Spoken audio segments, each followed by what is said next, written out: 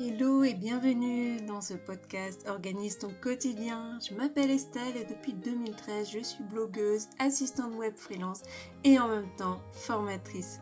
Je voulais vous proposer des astuces et des conseils concrets pour réussir à concilier vie pro et vie perso. Vous découvrirez aussi des interviews d'entrepreneurs organisés. Vous retrouvez toutes les informations dans chaque note des épisodes. Et à moi de vous souhaiter maintenant une bonne écoute. Dans cet épisode, je voulais vous parler de 7 erreurs de débutants quand on se lance en tant qu'indépendant. Ce podcast avait été enregistré en 2017, mais il est toujours d'actualité. Je voulais vous proposer de repartager les différents épisodes que j'ai publiés déjà en 2017. Comme ça, vous allez retrouver toute une suite de conseils autour de la vie d'un indépendant. Alors aujourd'hui, j'avais envie de vous parler des erreurs de freelance, ce qu'on peut réaliser au tout départ quand on lance son entreprise. Et donc, je voulais vous donner mon ressenti et mes conseils par rapport à ces erreurs. Alors, pour démarrer, la première chose, en fait, quand vous avez travaillé sur votre projet, voilà, vous faites une petite étude de projet, vous rencontrez, vous réfléchissez à un nom de marque, etc. C'est de vous enregistrer trop tôt. C'est vrai qu'en général, on a vraiment envie, on a hâte de lancer son entreprise. C'est vrai qu'on va on a vraiment envie de sauter le pas et d'aller demander son immatriculation. Mais je vous conseillerais vraiment d'attendre, d'avoir vos 2-3 premiers clients avant de vous enregistrer. Vous pouvez très bien le faire. Sur vos devis, vous mettez juste en attente d'immatriculation.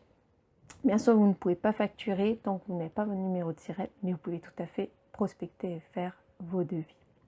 Pourquoi je vous dis ça? Parce qu'en fait, quand on s'enregistre trop tôt, c'est vrai que déjà, on va perdre du temps, on va perdre de l'argent aussi, puisqu'il faut savoir que à partir du moment où vous immatriculez, vous perdez déjà de l'argent. Votre entreprise vous coûte avant de vous rapporter. Je parlerai de tout ça dans une autre vidéo, mais il y a des éléments qui vont vous coûter avant de démarrer. Ah, il y a le chat, évidemment, qui veut se joindre à la vidéo. Alors, voilà, donc le but, c'est vraiment d'éviter de vous enregistrer trop tôt. Il y a une autre chose aussi, à savoir pour les personnes qui vont avoir l'ACRE, donc qui sont des réductions de cotisations sociales. C'est vrai que forcément, la première année, je ne vous cache pas que c'est souvent pas celle où vous gagnez le plus et vous faites le meilleur chiffre d'affaires. Donc c'est vrai qu'en gagnant du temps, ainsi, vous allez pouvoir profiter au maximum de ces réductions de cotisations sociales. Alors, la deuxième erreur qui est assez commune au freelance, c'est de rester isolé et de ne pas se faire accompagner. Quand vous démarrez votre entreprise, vous êtes vraiment hyper enthousiaste. Vous vous dites, ça y est, je me suis lancée, j'ai créé mon entreprise, mais vos premiers clients ne viennent pas.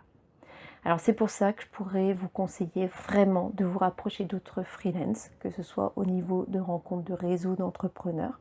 Vous pouvez aussi les contacter sur Internet ou pourquoi pas rejoindre un espace de coworking. Vous pouvez aussi choisir de vous faire accompagner par les chambres consulaires. Contactez Pôle emploi peut-être pour avoir droit à des aides, des exonérations en tout cas de tarifs. Mais c'est vrai que ne restez pas isolés. La plupart des gens qui restent isolés ne tiennent pas 6 mois. Ils abandonnent vraiment les premiers mois d'activité alors que c'est là justement qu'il faut continuer d'avancer justement et de ne rien lâcher. La troisième erreur qui est commune aux freelance, en fait, c'est de vouloir dépenser, mettre beaucoup d'argent dès le départ. En fait, le conseil que je pourrais donner à tout entrepreneur, c'est d'être radin au départ. Et oui, c'est vrai que en général, on a envie de lancer un beau site web qui va, voilà, c'est très bien de faire appel à un prestataire, sauf si vous avez fait bien sûr un crédit pour ça, mais je connais quand même beaucoup de freelance qui ont commencé en micro-entrepreneur et qui du coup n'ont pas fait d'emprunt. C'est vrai que le site web, vous pouvez déjà vous contenter de pages de réseaux sociaux, une page professionnelle Facebook pour commencer. Et c'est vrai que le site web, vous pouvez éviter de passer par un prestataire en essayant de mettre la main à la pâte. Parce que les premiers mois, c'est là où vous avez le plus de temps. Pendant que vous travaillez sur votre projet, vous pouvez tout à fait le créer, essayer de mettre les mains dans le cambouis, comme on dit. Il y a beaucoup de choses sur Internet qui sont très bien faites. Mais si vous n'y arrivez pas, bien sûr, une fois que vous aurez vos premiers clients, etc., vous pourrez passer un site web. Mais au départ, évitez de le faire. De même pour vos outils de communication. C'est très bien de vouloir faire des belles cartes de visite, des beaux flyers, mais au départ, évitez d'en commander trop parce que vous allez évoluer forcément, vos prestations vont évoluer, peut-être vos coordonnées, et c'est vrai que du coup vous vous retrouvez avec plein d'outils sur les bras et c'est vraiment de l'argent gâché.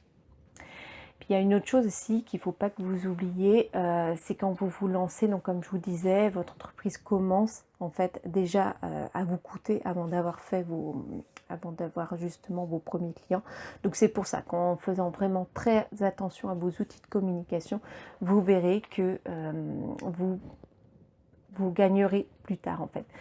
Sur mon blog justement, j'ai fait un article, donc comment communiquer à petit budget. Je vous invite à aller le lire si cela vous intéresse. Alors une autre erreur de freelance qui est très classique, c'est de vouloir se comparer aux autres. En effet, c'est vrai qu'on voit des freelances qui réussissent, on a l'impression que vraiment ils ont plein de clients, que tout va bien, etc.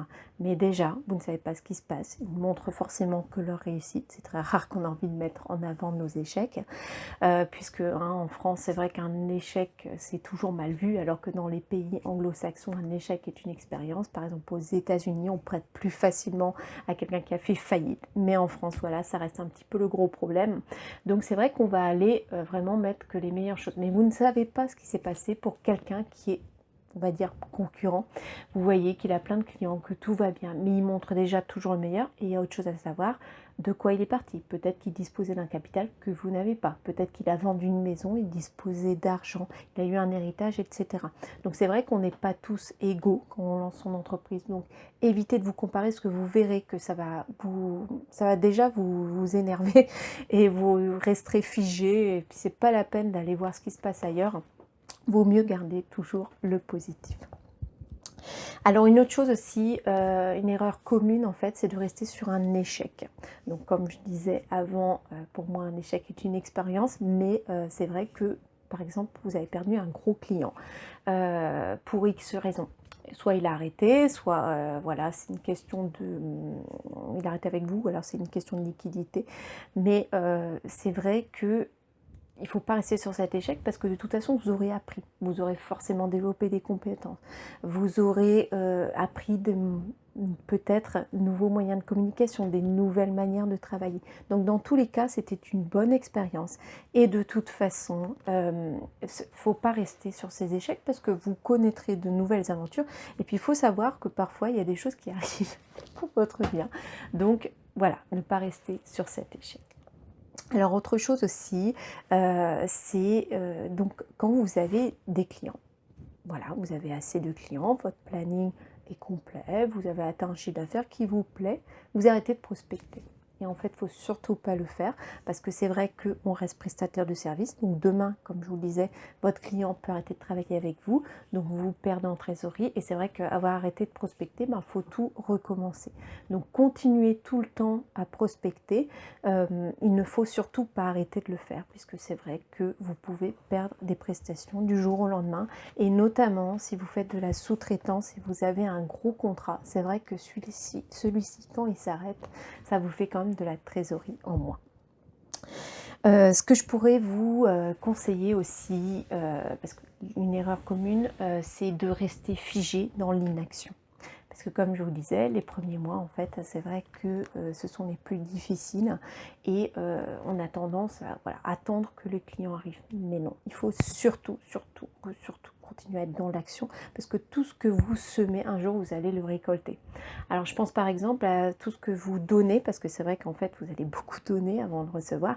C'est de continuer, par exemple, à, comment dire, vous pouvez participer sur Internet à des portraits d'entrepreneurs, faire différentes interviews. Vous pouvez aussi, pourquoi pas, faire des conférences, proposer éventuellement vos services gratuitement ou à tarif réduit pour vous faire connaître. Et ainsi, les personnes parleront de vous. Ça peut être un échange gagnant-gagnant. Et c'est vrai que comme ça, vous verrez, vous resterez toujours dans l'action. En fait, chaque jour, il faut vous dire que vous faites une petite action. Même si c'est une toute petite chose, par exemple, vous avez mis en place votre calendrier éditorial sur Facebook, essayez de vous organiser pour, par exemple, faire un mois complet, chercher des citations, chercher des articles en lien. C'est très très important de rester, toujours faire une action au minimum par jour. Voilà, c'est vraiment cette erreur classique de freelance. Donc si vous vous lancez, si vous démarrez, je vous conseillerais vraiment, vraiment de garder vraiment confiance en vous. Vous verrez que tout ce que vous semez un jour, vous finirez par le récolter.